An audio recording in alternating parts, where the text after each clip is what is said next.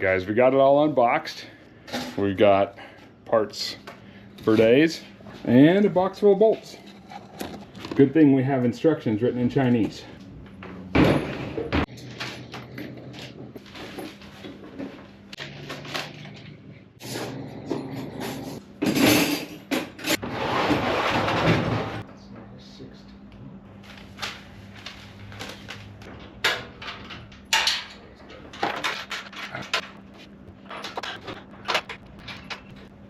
That looks like a bumper. Look at this, guys.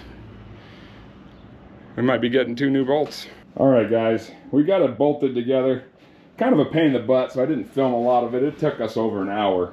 So we have 14 bolts right here that go all the way down and all the way over that are very tedious to get to.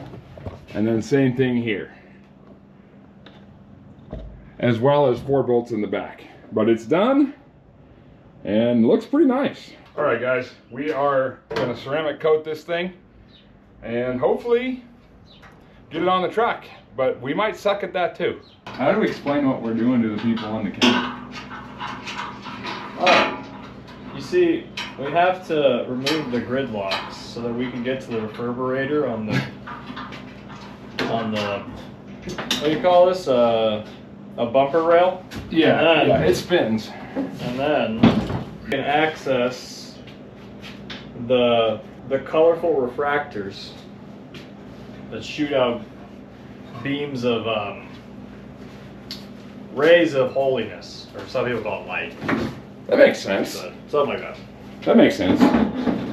All right, guys, we got this apart. You gotta excuse the mess. We don't really have a shop to work in.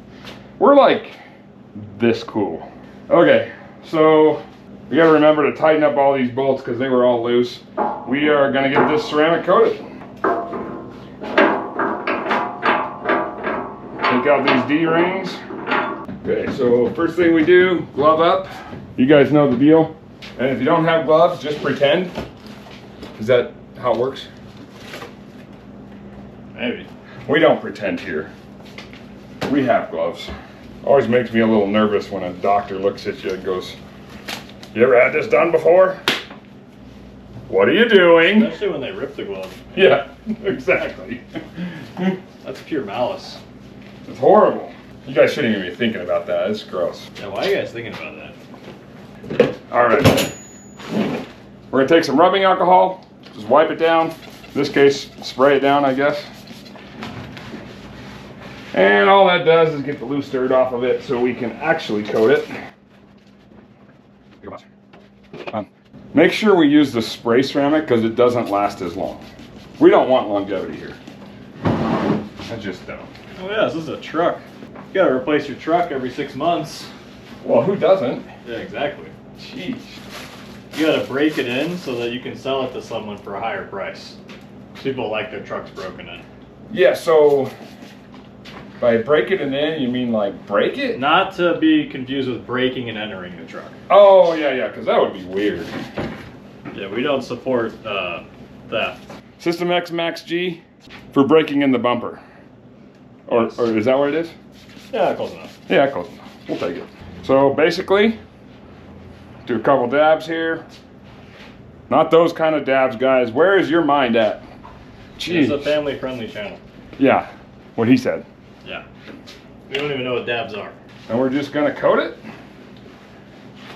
Just like we've shown you on all the others. Now what this does is it's gonna allow it to not fade in this hot desert sun. And that's what you want. UV protection up to 1400 degrees. And shiny protection up to whatever it's protecting. And if it's supposed to be shiny-ish, figure we throw that in there. Nice even coat. System X Max G, they just came out with it in November at SEMA. Great product. Okay, looks like it's about ready, so we're just gonna wipe it off. So once you get into the carburetor here, it's a little tricky. You just gotta kind of work the edges, get the ceramic out. You don't want that going into your gas tank with the defibrillator.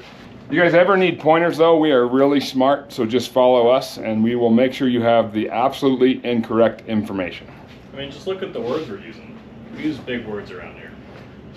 That's, you know, we make that stuff up. I don't. Oh. I really did take the carbonator off. Oh, well, that's cool. That works, I guess. Now, I'm gonna get in here just a little bit better. I don't want that light fading. I'm gonna take this screen that goes over the light, which why makes it very difficult to clean. I don't know, but we're gonna roll with it. All right. I don't know any other big words. Can you help me out? Like, yeah, like what kind of word do you need?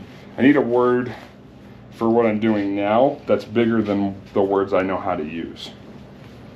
Oh, okay. You're exfoliating the gridlock.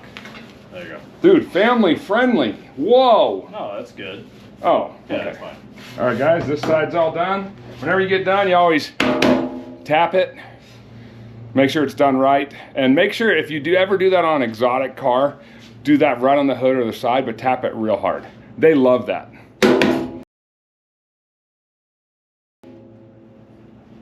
Well, I mean, sometimes you have to test the paint on the exotic cars, so you can take your key and just kind of run it along it real lightly. And you'll know real quick if the paint's good. Remember, we are professionals. Don't try this at home. Some people say we're full of crap. I don't know how to address that because we sort of are, but we're sort of not, you know? They're just jealous that we can do this as our first time. Oh, that's and make right. it look that good. I never thought of that. They are probably jealous. Yeah. People say we're trying to trigger years them. to learn this stuff. I could see Us, that. it took us like a minute. A day. Yeah, like 10 minutes. Yeah. Yeah. Maybe we trigger their sensitivity levels. I wonder if that's what it like that.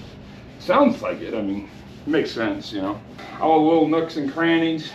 Not grannies, crannies. Jeez, telling you, man. Like the berry? Well, cranberries, yeah. Yeah, crannies, yeah. So it's hard to tell when this flashes, guys. We just kind of guess. You guys are going to want to stay tuned for a future episode when we go over our cantankerous comments that we've received on helium. You're not going to want to miss it. So stay tuned. Stay tuned for cantankerous. I don't even know what that means, but it sounds sophisticated. So it adds a little bit of shine, but most importantly, it's protected. And everyone knows how full of crap we really are. You just gotta read a dictionary. And then you'll have all the words. Look, I know what you do in your spare time, but I'm not that smart. I can't even pronounce half the words, even with their pronunciations. Dude, it's simple. You just look around the room and you say, yeah, so right here I'm cleaning the knit tone. Okay. It's this piece right here that the belt buckle connects to. See, I didn't even That's know how what you that was. pull rigs out of the ditches, is that you basically flash this red thing at them, and their car acts like a bull and it just drives right out. Oh. It gets annoyed. Dude, we should show that to Matt. Oh yeah. Hey guys, don't sound dumb and tell us we missed a spot. We already know. We probably missed a lot of spots. Now, this is extremely difficult, guys. Like, most people are at like a level 1. We're like at a level 27. So we've got some time in on this. We know what we're doing-ish, kind of. Yeah, we used to work with this guy and he kept correcting our mistakes. So we fired him and now we don't have mistakes anymore. At least none that have been caught. So clearly we don't have any. Yeah, I like that, yes. Yeah. Yes. If no one catches a mistake, that means there's no mistake there. Right. If they say it's a mistake, we fire them. Exactly. Because we're professionals. We don't need their opinion. We don't need that bull crap. We don't need that kind of negativity in our lives. Yeah, slave away all day for like 20 minutes just to get told you're doing it wrong. Unbelievable. That's horrible. I had to take like a 6-hour nap after that. Who slaves for 20 minutes? Jeez. That seems like a long time. Oh, I was tired. Yeah, I bet it took you a few days to recover from that, huh? I'm still recovering from it. Yeah. That makes sense. That was like a week ago. Yeah. Yeah, that makes sense.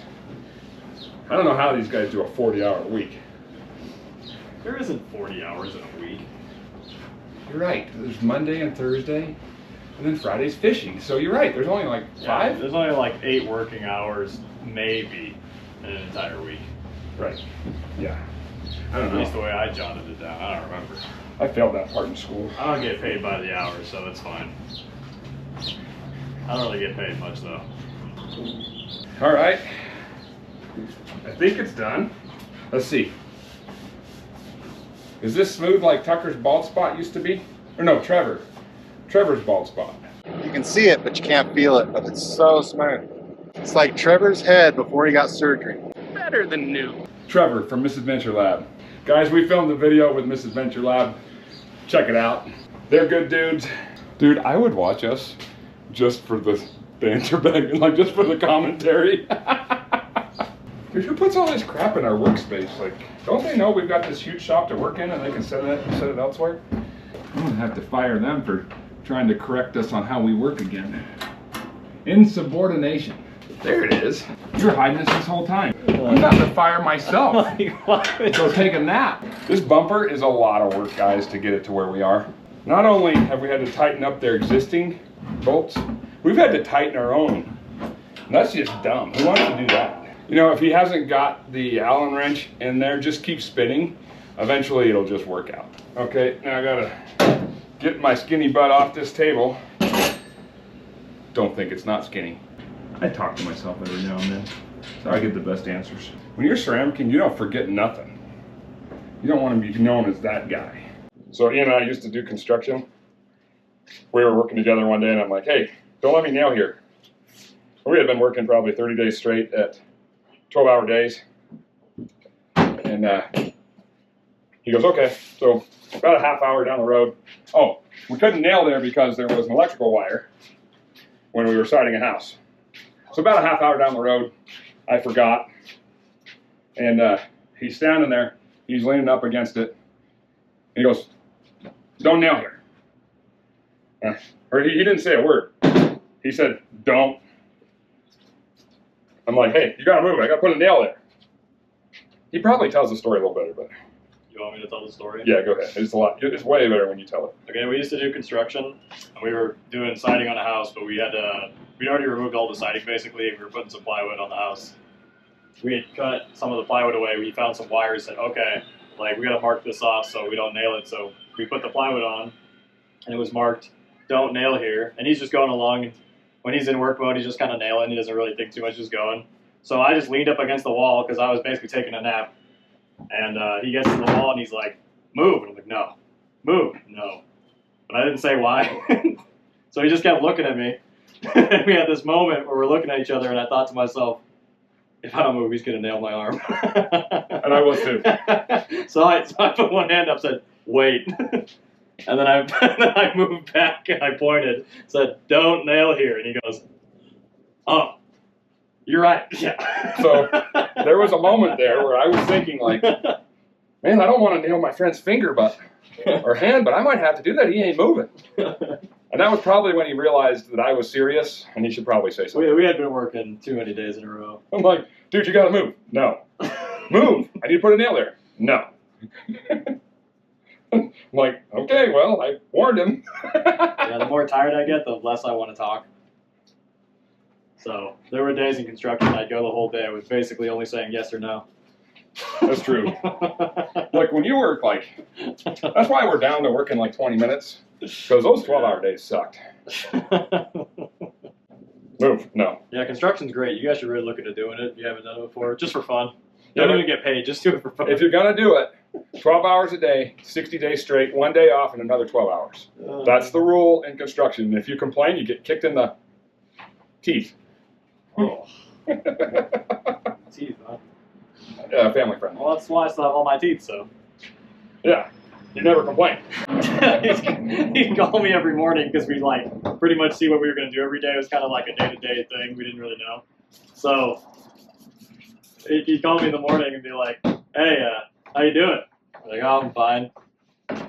You feel like working today? I don't care, yeah. You sure? He's like, I really don't want to work today. Now, to preference this. Well, I don't really care. To preference this, he never calls in sick. Here I am, the boss, wanting a day off.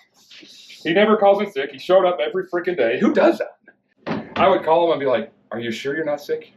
Like, seriously, are you sick?" "No, I'm fine, man." Like, can you be sick? Or so to preference our construction, neither one of us liked it. We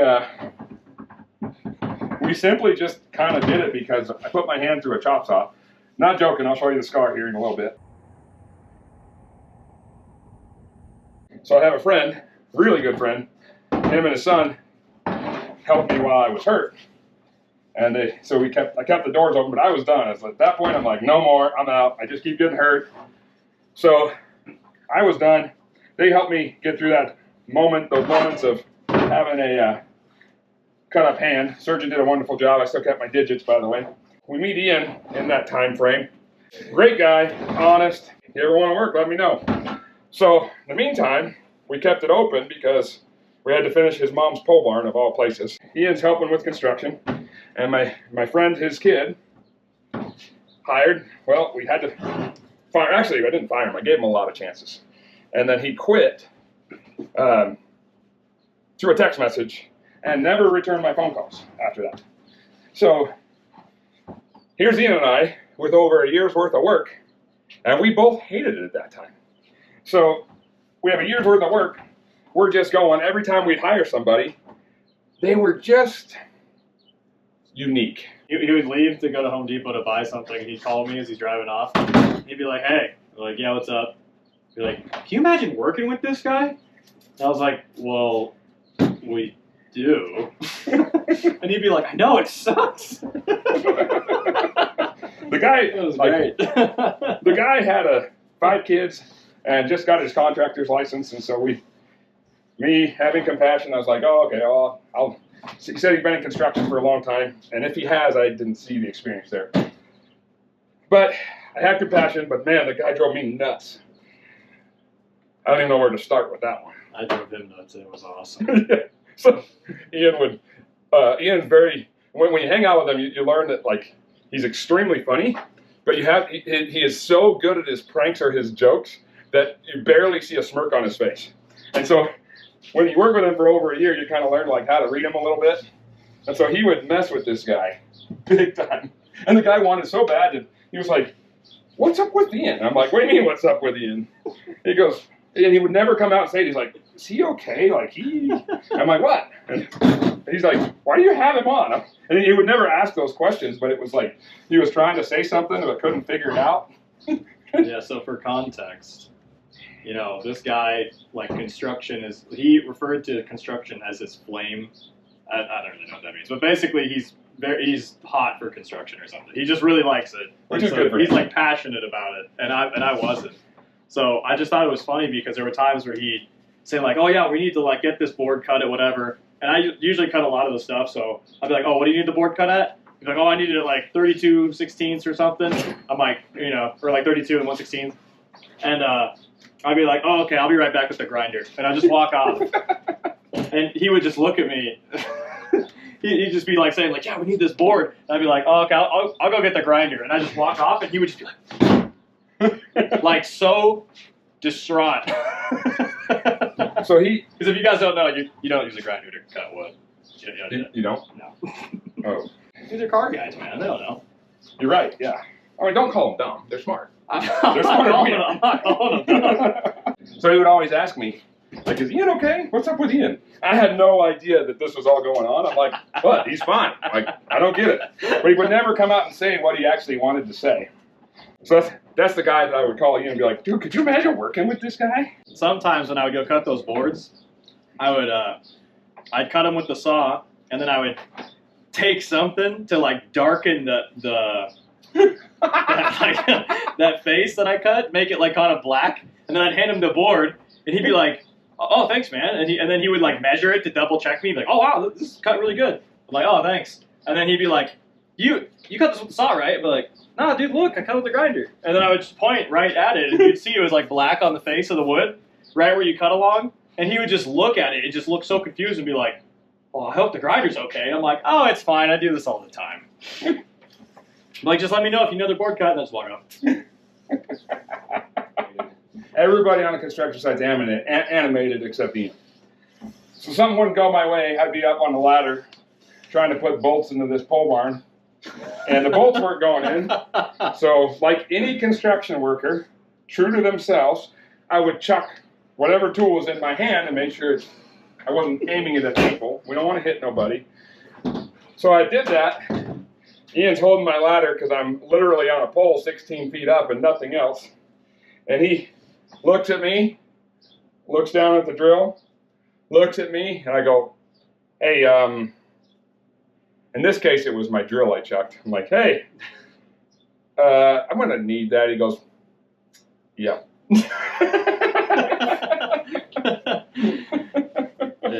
Yeah, he's up there and he's just like drilling, and it like kicked back or something. He's like, ow! It pinched my hand, and or he something. grabbed it and he just chucks it down, and it hits the ground like 5 feet from me out this way or something. And I'm like, just kind of looking at him like, and he goes like, I'm gonna need that back. I'm like, yeah.